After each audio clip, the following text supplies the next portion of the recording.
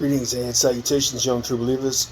So, last article of the semester, we're talking about David Miller and the ethical significance of nationality.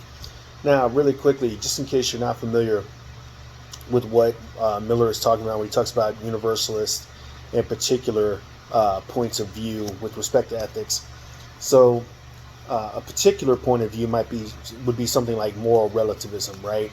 Morality is relative to a given culture or a given religion, etc. Whereas universality, by contrast, universalism, as Miller dubs it, is a view that morality is strictly binding on all humans, regardless of their race, their ethnicity, their national identity, their religion, right? If it's wrong to enslave person X at time T, then it's always going to be wrong to enslave person Y at time T1 or whatever the case may be, right?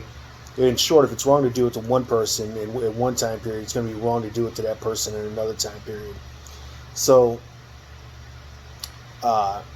this has been the thought that's dominated Western ethical thinking since the late 17th century.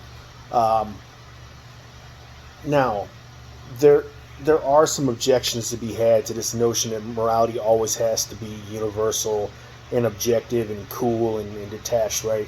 So, for example, if there's a young mother at the beach and her child is swimming in the ocean, right, and a stranger's child is equidistant from her and also swimming, and they both start to drown, we would expect, right, the mother to save her child. If she can only save one child, she's gonna save her child, right?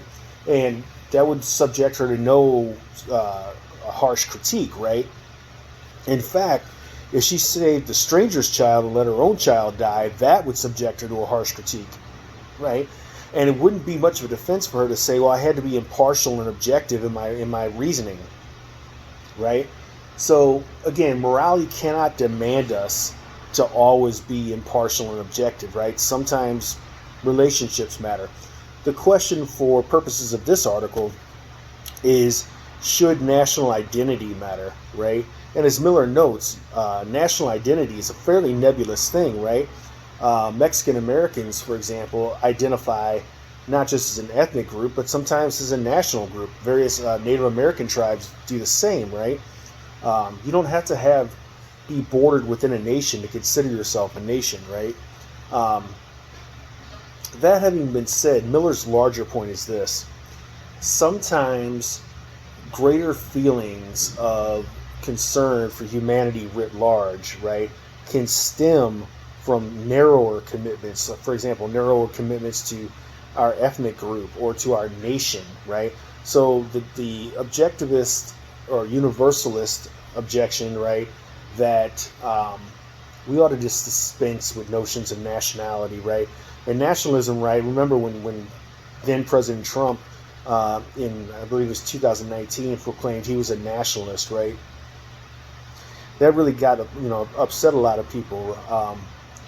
Miller wants to defend that notion by saying, again, if we learn to stoke our moral commitments, so to speak, within the confines or the context of a nation, right, that can lead us to even greater moral insights. Again, a greater concern for humanity writ large. So nationalism is not necessarily something that we need to dispense with or discourage. Rather, we can recognize it as an important step on the road to a more enlightened ethical view.